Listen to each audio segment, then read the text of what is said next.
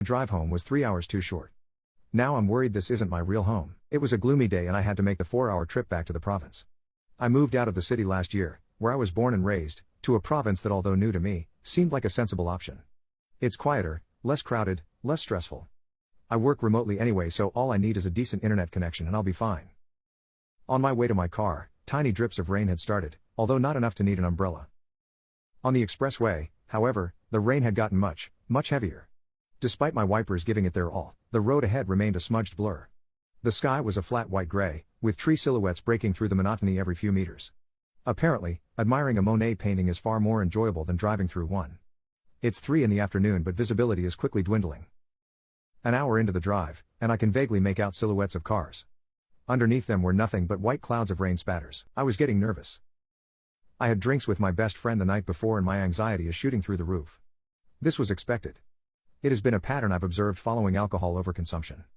I still indulge in it every now and then since I don't see my friends as often as when I lived in the city. But I have to admit that this bitch of a rainstorm coupled with that fact is a terrible combination.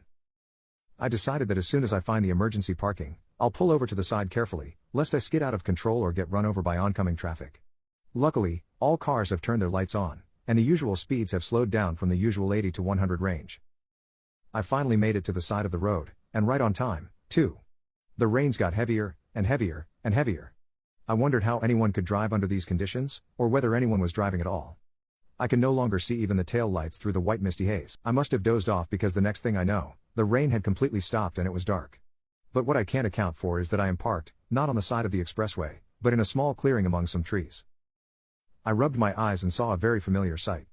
I eventually realized I was on the rough road right outside my new provincial property. I was home. And severely disoriented. How did I get here now when there were still 3 hours left of my drive? Did I go on autopilot? Was I still drunk? Despite my confusion, my desire to get my feet off the pedal and on the couch won. I figured I can worry about that 3-hour blackout or autopilot or whatever the hell it was later, in front of the TV perhaps. I walked in and saw my helpers about 100 meters off, doing some work clearing some overgrown grass, a bit of chatter amongst themselves. I thought it was odd for them to be working so late in the day. I carried on walking towards my cabin. I've planted plenty of tree seedlings all over, hoping to reforest the area which is nicely situated by the foot of a small sleepy hill. I smelled the freshly cut grass and fresh breeze. It was a really good change of environment, especially for someone coming from the crowded, polluted city.